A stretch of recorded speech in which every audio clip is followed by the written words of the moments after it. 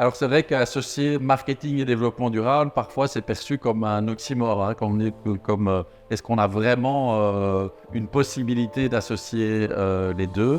Alors c'est vrai que le marketing, on l'associe souvent à la publicité, on l'associe souvent à la surconsommation, et c'est ça aussi. Mais le marketing, c'est avant tout vraiment pouvoir gérer les relations entre les besoins de consommateurs qu'on est tous, et on a tous des besoins, et puis l'offre des entreprises. Et ça, si on n'arrive pas à reformuler ça de manière assez radicale, eh ben on n'arrivera pas à la transition et à la transformation de nos économies. Et donc, en fait, la réforme ou la transformation du marketing, elle est aussi au centre d'une shifting economy et de la transformation de nos économies. Alors, quand on a créé BAM, donc l'association belge du marketing, il y a 6 ou 7 ans, on avait lancé l'idée d'un meaningful marketing, c'est-à-dire d'un marketing qui ait du sens, qui ne soit pas uniquement, évidemment, un marketing qui est destiné à faire vendre, mais pas juste faire vendre pour faire vendre et uniquement pour être à la poursuite du profit, mais un marketing qui avait du sens pour la société. Comment est-ce que le marketing peut avoir un rôle positif dans la société? Parfois on dit qu'on est un think tank, mais aussi on est un do tank, c'est-à-dire qu'on réfléchit, mais alors derrière on va produire toute une série de contenus, des articles, des recueils, des podcasts, on va intervenir dans des événements. Et l'idée c'est vraiment de donner de l'inspiration et aussi de l'information aux professionnels du marketing pour leur permettre vraiment de s'engager dans la transition, de s'engager dans le développement durable. Nous, on encourage vraiment les gens à être, et les professionnels du marketing, à être proactifs, c'est-à-dire à devenir vraiment eux-mêmes des vecteurs de transition. Moi, je pense que c'est très motivant et très mobilisant pour les professionnels du marketing de se dire qu'on peut vraiment devenir des leaders de la transition. On peut changer le monde, transformer le monde, plutôt qu'être des gens qui simplement aident à vendre un petit peu plus ou gagner un petit peu de part de marché. Donc, je pense que cette mission, elle est assez enthousiasmante en fait, et elle permet de donner une autre ampleur au métier des professionnels du marketing. Donc pour nous, c'est important de se mettre à ce niveau-là, aussi par conviction et par on va dire, nouveaux réflexes. On a conscience de l'énergie que peut prendre un tournage.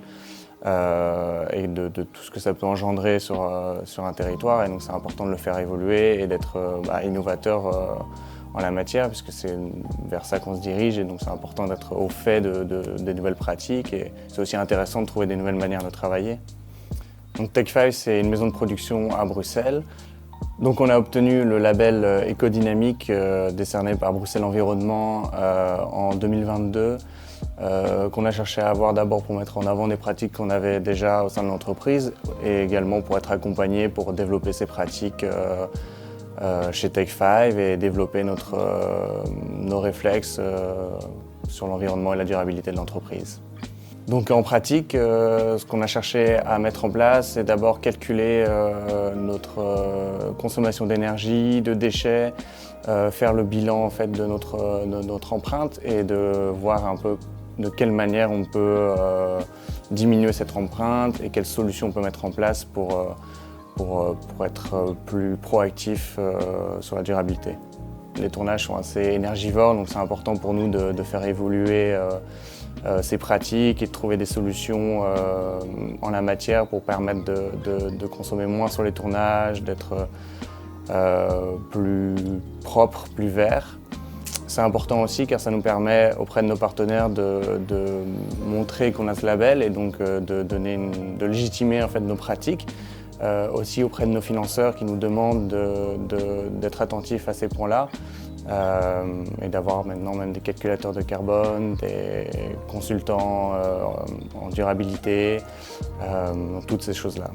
Aujourd'hui, quand vous arrivez dans un bureau de production et que vous demandez aux responsables d'être plus écologiques, la barrière au changement fait souvent que les gens croient qu'on va avoir une demande plus chère ou qui va prendre plus de temps.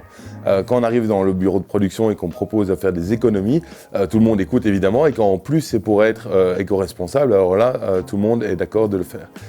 Aujourd'hui, c'est ça que Greenshot démontre. On a eu plusieurs productions qui ont été partagées publiquement où l'impact de notre travail d'éco-référent a diminué les coûts du film, films de plusieurs dizaines de milliers d'euros. Greenshot aujourd'hui est la première solution technologique qui vient en appui du métier des éco-managers. C'est-à-dire qu'aujourd'hui, on ne peut pas imaginer un comptable sans un logiciel comptable. De la même manière, un éco-référent va avoir demain un logiciel, c'est ce logiciel que Greenshot est en train de mettre en place. Le logiciel simplifie, automatise la collecte de données et permet d'automatiser également les rapports envers les différentes régulations qui sont demandées. Donc on ne remplace à aucun moment les éco-managers, on vient vraiment en appui du travail qu'eux réalisent tous les jours. Donc le constat de base est le fait que l'industrie doit transitionner vers des pratiques plus éco-responsables et qu'on a des barrières au changement qui sont d'un côté les habitudes mais aussi les croyances. La croyance dans le fait que la transition va coûter plus cher, va prendre plus de temps et n'apporte rien dans le flux de production. Notre expérience de terrain montre, et on l'a démontré déjà avec plusieurs productions, que mettre en place des productions éco-responsables peut économiser de l'argent et peut rendre un tournage de film économiquement viable tout en étant éco-responsable. En tant qu'organisateur de gros événements, on trouve que c'est important de rester engagé au niveau de l'écologie parce que, ça a un impact sur beaucoup de gens, donc c'est une fenêtre un peu sur l'écologie. Ça peut être philosophique de se dire on n'organise plus de gros festivals, mais je trouverais ça dommage dans une grande ville. Donc autant le faire et le faire en impactant le moins la nature. Couleur Café, je pense que par son ADN, attire un public qui est déjà très conscientisé par rapport à l'écologie et l'impact qu'on a sur le monde. Et avec les années, on travaille à améliorer cet impact en tant qu'organisateur de gros événements. Les plus grands changements qui ont eu lieu dans les quelques dernières années, c'est cette signalétique qui est libérée de sponsors, donc qui est réutilisable sur les années. Je pense que c'est une grosse amélioration.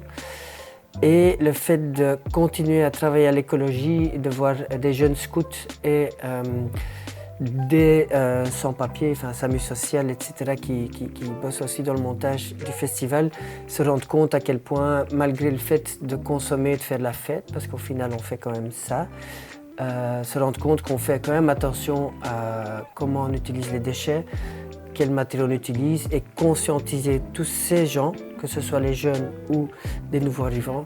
Je trouve que c'est très positif pour le monde et pour l'écologie en général. On s'engage à améliorer tous les ans notre empreinte carbone. Cette année, on va faire le calcul de notre empreinte carbone sur tous les volets et on s'engage à vouloir améliorer ça au fil des années. Même si on va pendant 3 jours dans un autre monde, faire la fête, c'est pas pour autant qu'on doit oublier nos valeurs sur le site du festival. Je trouve qu'il faut continuer à porter ces valeurs profondes, même pendant ces 3 jours. Il y a 7 ans, je me suis rendu compte que tout le monde autour de moi ne savait pas nécessairement différencier un merle noir d'un pic-et-pêche. Et ça me paraissait tellement évident à l'époque, je pensais que c'était des connaissances qui étaient totalement communes. Et au final, je me suis rendu compte que ça faisait partie d'une forme de spécificité personnelle d'avoir ces connaissances-là. Et je me suis dit, il serait intéressant, vu la situation et la détérioration de la situation de la biodiversité, il serait peut-être intéressant de partager ces connaissances pour mettre en lumière ces êtres vivants avec lesquels on cohabite et sur lesquels l'activité humaine et l'humain lui-même a un impact qui, généralement, malheureusement, n'est pas très favorable. Photographe animalier, surtout en milieu urbain, c'est quand même quelque chose d'assez spécifique et particulier. Mais justement, ça amène quelque chose de complémentaire par rapport à tout ce qui est proposé.